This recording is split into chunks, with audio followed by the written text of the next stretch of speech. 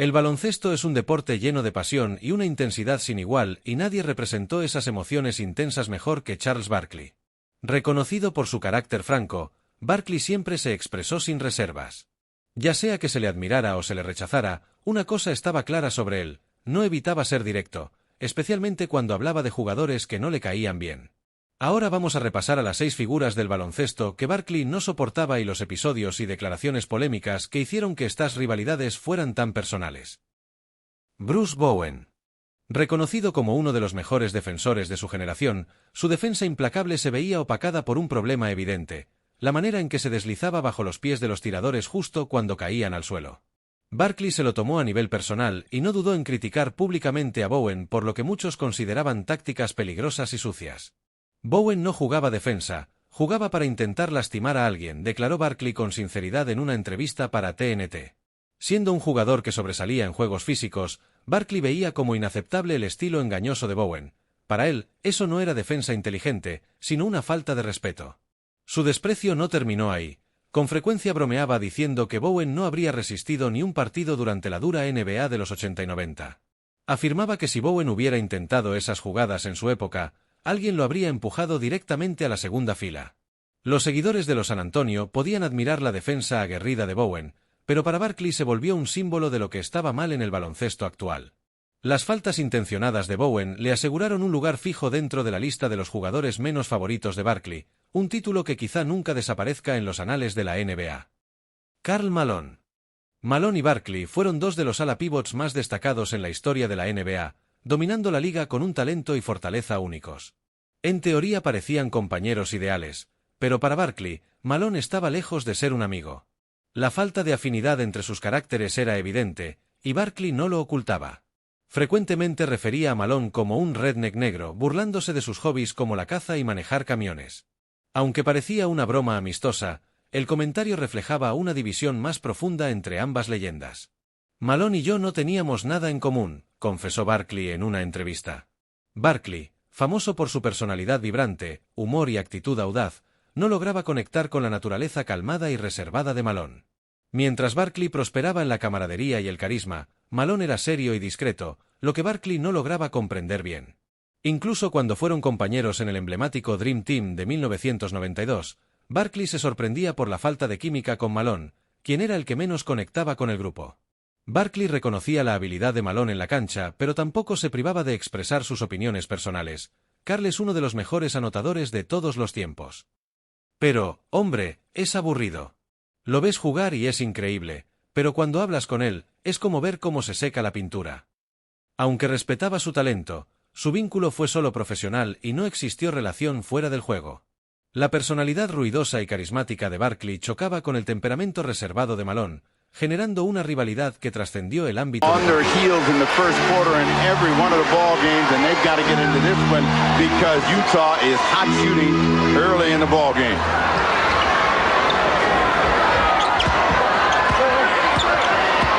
Barkley, and an illegal defense call against Utah. That's the first of the game. That results in a warning. The next will be a technical foul. It wasn't that long ago when Charles Barkley would dominate Karl Malone day in and day out when Charles was playing for the Phoenix Suns. Karl Malone has improved his game immeasurably. Barkley came up short and got fouled on the arm. This promises to be a battle royal on the blocks all day long. Well, you take a look at two powerful men, and one just a little bit bigger and stronger. They make it exchange right there, but Karl Malone knows that he can keep Charles Barkley from making his favorite move of bodying in, getting a pump fake and going up and under, because he can just brace and hold him in that spot. Karl Malone is still talking to Charles. And Barkley, whose free throw ability at the line has come and gone in this series, misses the first. Malone and Barkley are best of friends off the court, bitter rivals on. Barkley does not have the jumping ability off his offensive low. Foul, couldn't get it. 2 seconds to play. Malone didn't fall. Barkley continues to argue the whistle that wasn't blown at the other end.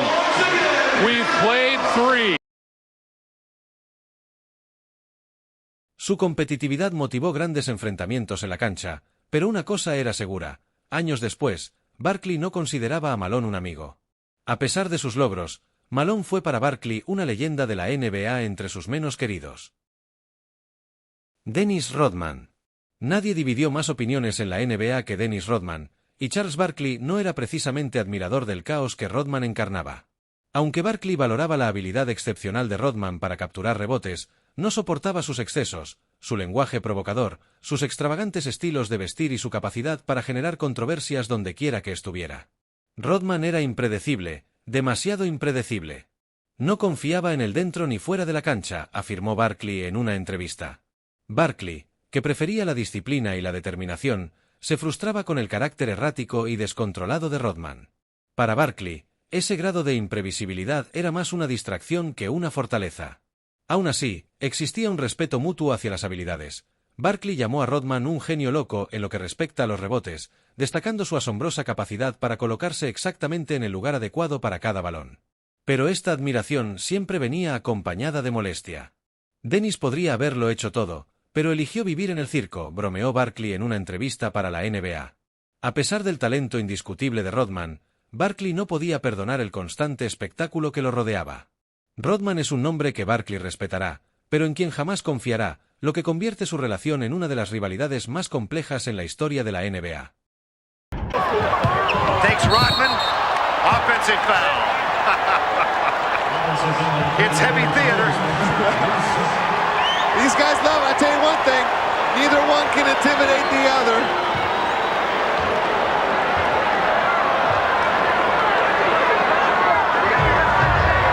Here comes Scottie Pippen. Rodman to Barkley will. Oh boy, they got Barkley. You know, maybe that was that shot Charles was talking about, but both officials down there had both eyes. There were 4 eyes watching that. There's no way, Charles.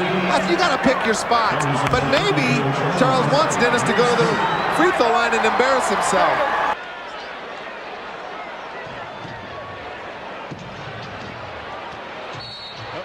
There he just hits him with a shot. He just hits him with a shot as they line up down low. Tommy Woods watching what's happening. Bill Laimbeer. Si hay un jugador que Charles Barkley realmente detestaba, ese era Bill Laimbeer. Como el físico centro del temido equipo de los Bad Boys de Detroit Pistons, Laimbeer irritaba y enfurecía a sus rivales con su agresividad sin límites. Para Barkley, Laimbeer representaba todo lo contrario a una competencia justa. Barkley nunca ocultó lo que pensaba de Laimbeer en entrevistas. Bill no solo jugaba sucio, lo perfeccionó. No estaba para ganar juegos, estaba para hacer daño. Y eso no es baloncesto. Rememoró con claridad un partido en el que las acciones de Laimbeer casi lo hicieron perder la paciencia. Le dije en su cara, si me tocas otra vez peleamos, y hablaba en serio, recordó con una risa en un segmento de TNT. Para Barkley, el estilo agresivo de los Pistons era más parecido a la lucha libre que al baloncesto, con Laimbeer como líder de esa carga. I think he's a great player.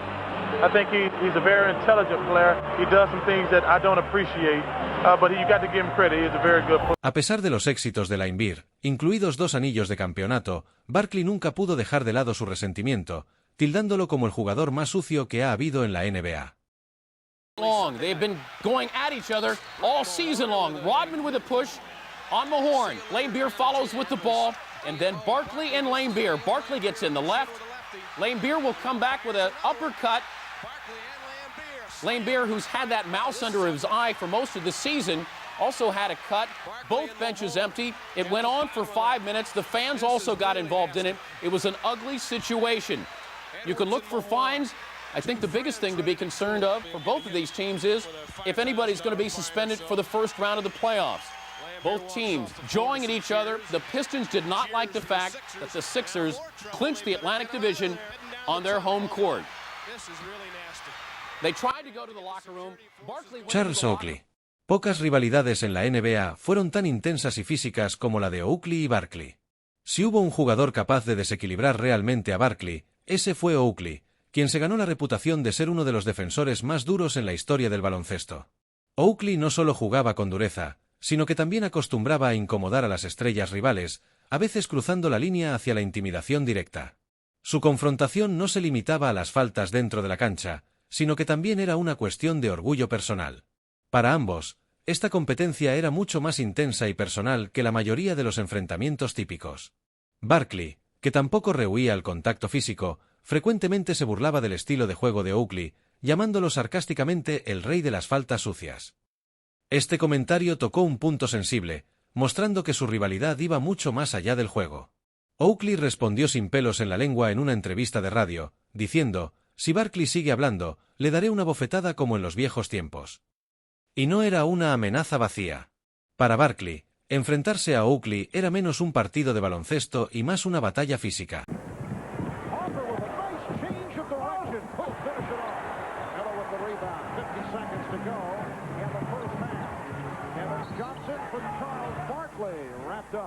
By Charles Oakley and a foul. Oh, Barkley did not like. Oh, Barkley took a swing at Oakley. Oakley went back at Barkley. And let's see how this is handled. Will they call it a punch? Well, if his fist was closed, it's definitely a punch. Patrick Ewing now grabbing referee Jake O'Donnell. A decision here by the officiating crew. Patrick Ewing, I would think, is telling Jake that Barkley slapped at Oakley. If there is a punch, you are ejected. Let's see how it's handled. And suspended for a game, at least.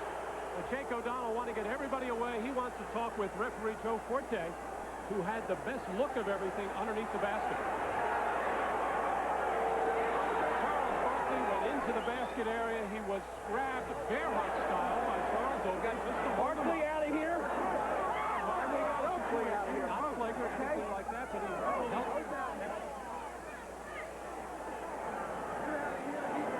It looks like Jake O'Donnell has ejected both Charles Barkley and Charles Oakley.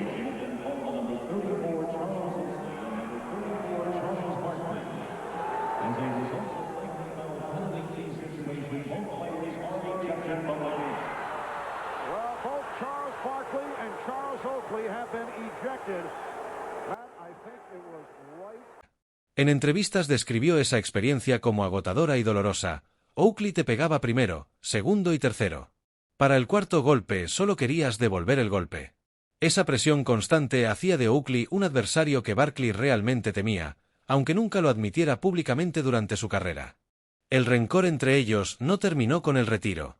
Años después, Barkley seguía bromeando sobre la actitud ruda de Oakley, sugiriendo que debería haberse dedicado al boxeo en lugar de al baloncesto. Esta enemistad reflejaba la intensidad de la NBA en los 80 y 90, una época marcada por constantes choques físicos. Barkley y Oakley no tenían miedo de demostrar quién era más fuerte, pero en el fondo su rivalidad alimentó algunas de las batallas más memorables que los aficionados de esa era jamás olvidarán. Rick Mahorn. Rick Mahorn fue otra molestia constante para Barkley, y su papel junto a Laimbeer en las faltas solo aumentó la frustración. Mahorn y Laimbeer eran la base de la defensa física de los Pistons, que detenía a los mejores anotadores, incluido Barkley mismo. Al principio, Barkley veía a Mahorn como alguien divertido fuera de la cancha, compartiendo risas y buena camaradería en eventos al estar. Sin embargo, todo cambiaba cuando Mahorn pisaba la cancha. Rick era genial fuera de la cancha, pero en la cancha era otro jugador sucio más, expresó Barkley sin tapujos en un segmento de TNT. El juego rudo de Mahorn forzaba a Barkley a constantes batallas físicas y de resistencia. No podías entrar a la pintura sin que Rick te diera 5 golpes. Para el sexto, te preguntaba si esto era baloncesto o fútbol americano, comentó humorísticamente en una entrevista. Esta rivalidad generó momentos memorables de casi peleas, con Barkley describiendo sus enfrentamientos como rondas de boxeo disfrazadas de baloncesto. 76ers still within shouting distance. It's a 7-point game. Nearly 4 minutes of this quarter have elapsed. Benny Johnson came off the pick. Guns in and out. Rebound Mahorn. Barkley fouled him. And Barkley slapping Mahorn in the face. Barkley challenging Mahorn. Ricky Wise, though, to back off. Now that's going to cost Barkley something. Do you toss him here or not? Mahorn did not throw a punch. He challenged him verbally. And Barkley, with the open fist, slapped Ricky. See if the officials have the guts here to take a stance. You got to give him a technical, don't you, Tom? Well, you see it again, just to give the fans a better chance. See Barkley pushing off on Rick. Now Mahorn has the ball. There's a foul, no call. There's a foul, no call. And there's the push.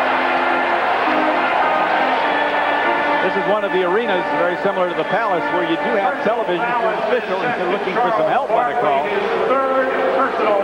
They are giving Charles Barkley nunca escondió sus opiniones, pero su rechazo hacia estos jugadores no era solo por diferencias personales. Reflejaba la feroz y apasionada competitividad de la época dorada de la NBA. Estas rivalidades nos recuerdan que en la época de Barkley, el baloncesto representaba tanto orgullo como victoria. Para una generación que admira la personalidad directa de Barkley, estas contiendas no son meras anécdotas, son la prueba de cuánto puede ser personal el baloncesto cuando chocan leyendas. Las rivalidades de Barkley siempre serán un capítulo inolvidable en la historia de la NBA. ¿Crees que falta algún jugador? Cuéntanos en los comentarios. Gracias por ver y nos vemos en el próximo vídeo.